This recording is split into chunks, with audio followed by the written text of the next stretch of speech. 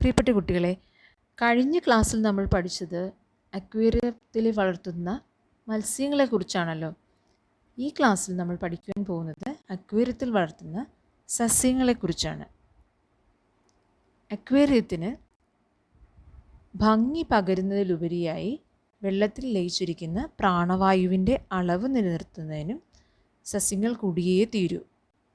പ്രകാശ സംശ്ലേഷണം നടക്കുമ്പോൾ ഇവ വെള്ളത്തിൽ അലിഞ്ഞിരിക്കുന്ന കാർബൺ ഡൈ ഓക്സൈഡ് ഉപയോഗിക്കുകയും ഓക്സിജൻ പുറത്തുവിടുകയും ചെയ്യുന്നു. തൽഫലമായി വെള്ളത്തിൽ ഓക്സിജൻ്റെ അളവ് കൂടുകയും ചെയ്യുന്നു. കൂടാതെ ഈ സസ്യങ്ങൾ മത്സ്യങ്ങൾക്ക് അഭയകേന്ദ്രമാകുകയും അവയ്ക്ക് മുട്ടയിടുവാനുള്ള സൗകര്യം ഒരുക്കി കൊടുക്കുകയും ചെയ്യുന്നു. ഇതുകൂടാതെ വെള്ളത്തിൽ എന്തെങ്കിലും നൈട്രജനസ് വേസ്റ്റ് ഒക്കെ ഉണ്ടെങ്കിൽ അവയെല്ലാം അബ്സോർബ് ചെയ്യുന്നു. ഇതിനെല്ലാം ഉപരിയായി വെള്ളത്തിൻ്റെ ഗുണനിലവാരം നിലനിർത്തുകയും സർവോപരി മത്സ്യങ്ങൾക്ക് ഒരു സുഖാവസ്ഥ പകരുകയും ചെയ്യുന്നു. അപ്പോൾ ജലസസ്യങ്ങൾക്ക് അക്വേറിയത്തിൽ വളരെയധികം പ്രാധാന്യമുണ്ടെന്ന് നിങ്ങൾക്ക് മനസ്സിലായല്ലോ. ഇത്തരം സസ്യങ്ങളെ പൊതുവെ നമുക്ക് മൂന്നായി തരംതിരിക്കാം. വേരുകളുള്ള സസ്യങ്ങൾ, വേരുകളില്ലാത്ത സസ്യങ്ങൾ, വേരുകളുണ്ടെങ്കിലും ജല ഉപരിതലത്തിൽ പൊങ്ങിക്കിടക്കുന്ന സസ്യങ്ങൾ. ഇനി നമുക്ക് അക്വേറിയത്തിൽ സാധാരണയായി വളർത്തുന്ന ചില സസ്യങ്ങളെ പരിചയപ്പെടാം. ഇവയുടെ ശാസ്ത്രീയ നാമവും അതുപോലെ സാധാരണ നാമവും നമുക്ക് മനസ്സിലാക്കാം. ഒന്ന് വാലിസ്നേറിയ, ഈൽഗ്രാസ് അഥവാ ടേപ്പ് ഗ്രാസ് എന്നാണ് അവയെ വിളിക്കുന്നത്. ഹൈഡ്രില്ല, വാട്ടർ തൈം എന്ന പേരിലാണ് അറിയപ്പെടുന്നത്. എക്കൈനോഡോറസ്, ആമസോൺ സോഡ് പ്ലാന്റ് എന്ന് അറിയപ്പെടും. മിറിയോഫില്ലം, വാട്ടർ മിൽഫോയിൽ എന്നാണ് വിളിക്കുന്നത്. ലുഡ്വീജിയ, വാട്ടർ പ്രിംറോസ് എന്നാണ് വിളിക്കുന്നത്. ഇപ്പം നമ്മൾ മുകളിൽ പരിചയപ്പെട്ട എല്ലാ സസ്യങ്ങളും സബ്മേർജ്ഡ് ടൈപ്പാണ്. സബ്മേർജ്ഡ് എന്ന് പറഞ്ഞാൽ ജല ഉപരിതലത്തിന് താഴെയായിട്ടാണ് അവയെ കാണുന്നത്. അവ വേരുകളുള്ളവയും ഉണ്ട്, വേരുകളില്ലാത്തവയും ഉണ്ട്. ഇനി നമ്മൾ നേരത്തെ പറഞ്ഞ് പരിചയപ്പെട്ട ചെടികളെ അടുത്ത് ഒന്നുകൂടി പരിചയപ്പെടാം. വാലിസ്നേറിയ, ഈൽഗ്രാസ് അഥവാ ടേപ്പ് ഗ്രാസ് എന്നാണ് ഇവയെ വിളിക്കുന്നത്. മിക്കവാറും എല്ലാ അക്വേറിയത്തിലും നമുക്ക് വാലിസ്നേറിയ ഈ ചെടിയെ നമുക്ക് കാണാം. ഈൽഗ്രാസ് എന്ന് പറയുന്നത് ഇവയുടെ ഇലയുടെ പ്രത്യേക ആകൃതി കൊണ്ടാണ്. ഇലകൾ വളരെ നീണ്ട് വീതി കുറഞ്ഞ് ഉയരത്തിൽ വളരുന്നത് കാരണം ജലനിരപ്പ് അത്രയും തന്നെ ഉയർന്നിരിക്കുന്നതാണ് ഇവയുടെ ആവശ്യകത.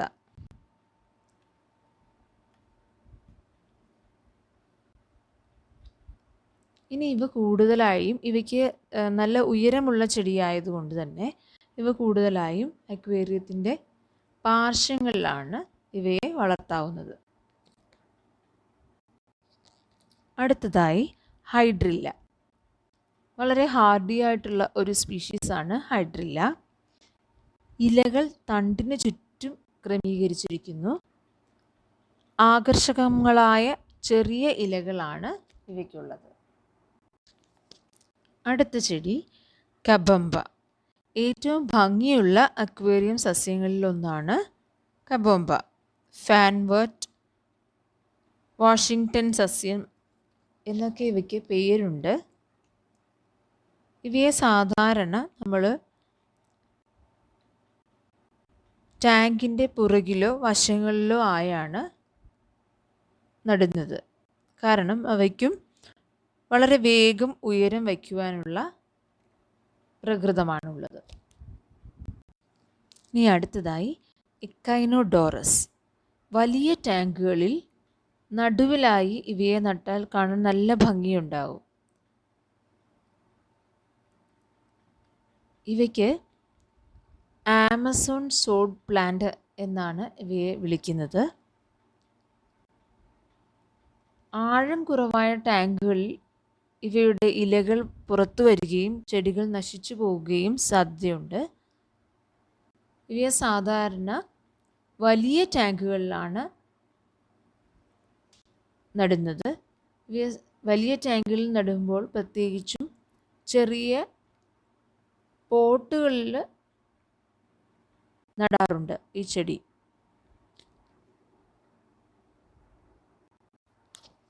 അടുത്തത് ജാവാമോസ്. ചെറിയ ഇലകളുള്ള ഈ ചെടി അക്വേറിയത്തിലെ തടിക്കഷ്ണങ്ങളിലും കല്ലുകളിലും മറ്റും പറ്റിപ്പിടിച്ച് വളരുന്നവയായതുകൊണ്ടും നിബിഡമായി വളർന്നു കഴിഞ്ഞാൽ ഒരു മാറ്റിൻ്റെ പ്രതീതി ഉളവാക്കുന്നത് കൊണ്ടും അക്വേറിയത്തിലെ പൈപ്പുകളും എയർ ട്യൂബുകളും മറ്റും ഹൈഡ് ചെയ്ത് വയ്ക്കുന്നതിന് വേണ്ടി ആണ് സാധാരണയായി ഇവയെ ക്രമീകരിക്കുന്നത്. ഇനി അക്വേറിയത്തിൽ നമ്മൾ ഈ ചെടികൾ നടുന്നതിനുള്ള മാധ്യമങ്ങൾ ഏതെല്ലാമെന്ന് നോക്കാം. ക്ലേ ചെളി, സിന്തറ്റിക് നൈലോൺ, കൾട്ടി വൂൾ,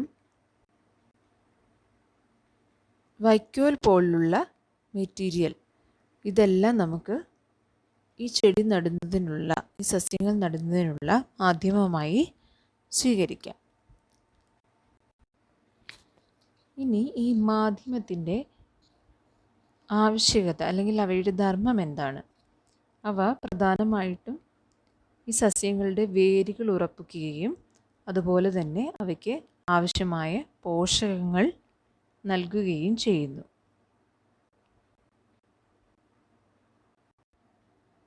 ഇനി ഈ അക്വേറിയം സസ്യങ്ങളെ എങ്ങനെ നമ്മൾ നടുന്നത്, അല്ലെങ്കിൽ അവയെ നടുന്നതിനുള്ള ഘട്ടങ്ങളെക്കുറിച്ച് നമുക്ക് നോക്കാം. പോഷകങ്ങൾ കലർത്തിയ ചെമ്മണ്ണാണ് സാധാരണയായി ടാങ്കിൻ്റെ അടിത്തട്ടിൽ നിറയ്ക്കുന്നത്. അതിനുശേഷം ഇവയുടെ മുകളിലായി നമ്മൾ ഗ്രേവൽ നിറയ്ക്കുന്നു. ഇങ്ങനെ ചെയ്യുമ്പോൾ ചെമ്മണ്ണ്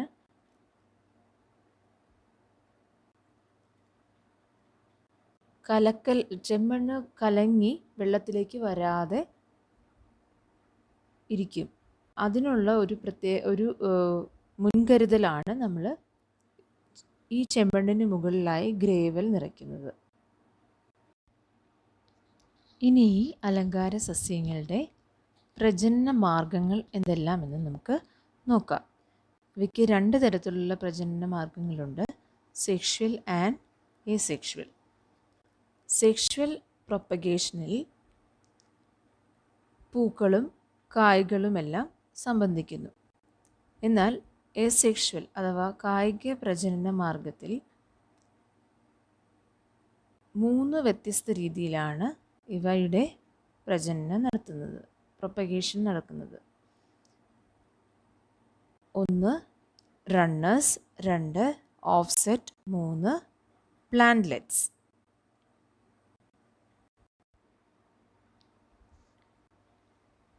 കായിക പ്രജനന മാർഗത്തിലെ ആദ്യത്തേത് റണ്ണേഴ്സ്.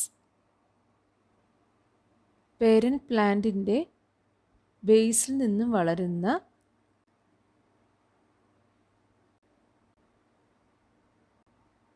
തണ്ടുകളിൽ നിന്ന്, സമാന്തരമായി വളരുന്ന തണ്ടുകളിൽ വേരുകൾ ഉണ്ടാവുകയും പുതിയ ചെടിയായി മാറുകയും ചെയ്യുന്നു. ഇത്തരത്തിലുള്ള ചെടികൾ പേരന്റ് പ്ലാന്റിൽ നിന്നും സെപ്പറേറ്റ് ചെയ്യപ്പെട്ടാലും തനിയെ ജീവിക്കാൻ സാധിക്കുന്നവയാണ്. രണ്ടാമത്തേത് ഓഫ്സെറ്റ്. ഇത് റണ്ണർ പോലെ തന്നെയാണ്, പക്ഷേ അവയ്ക്ക് അവയുടെ തണ്ടിന് നീളക്കുറവാണ്. പേരൻറ് പ്ലാന്റിൻ്റെ നോട് ചേർന്നാണ് അവ വളരുന്നത്. മറ്റൊന്ന് അഡ്വെൻറ്റീഷ്യസ് പ്ലാന്റ്ലെറ്റ്സ്. അത് ചെടിയുടെ പേരൻറ് പ്ലാന്റിൻ്റെ ഏതൊരു ഭാഗത്തു നിന്നും ഒരു പുതിയ ചെടി ഉണ്ടാകാം. റൂട്ടിൽ നിന്നുണ്ടാകാം, ലീഫിൻ്റെ പല ഭാഗങ്ങളിൽ നിന്നുണ്ടാകാം, തണ്ടിൻ്റെ പല ഭാഗങ്ങളിൽ നിന്നും ഉണ്ടാകാം. അതിനാണ് അഡ്വെൻറ്റീഷ്യസ് പ്ലാന്റ്ലെറ്റ്സ് എന്ന് പറയുന്നത്. ഇനി ഈ സസ്യങ്ങളെ വളർത്തുന്നതിന് ചില കൃത്രിമ പ്രജനന മാർഗങ്ങളും ഉപയോഗിക്കാറുണ്ട്. ഒന്ന്, കട്ടിംഗ് ഫ്രം ദ സ്റ്റെം. ഇത് സാധാരണയായി ഇവയുടെ തണ്ടുകൾ മുറിച്ച് അത് നടുന്നതാണ്. ഏറ്റവും നല്ല ഭാഗം, തണ്ട് മുറിച്ച് നടുന്നതിന് ഏറ്റവും നല്ല ഭാഗം മുകളിലത്തെ ടോപ്പ് സ്റ്റെമ്മാണ്. അതുപോലെ റൈസോം, ഡിവൈഡിങ് റൈസോം, കിഴങ്ങുകൾ മുറിച്ച് മാറ്റി നടുന്നതിനെയാണ്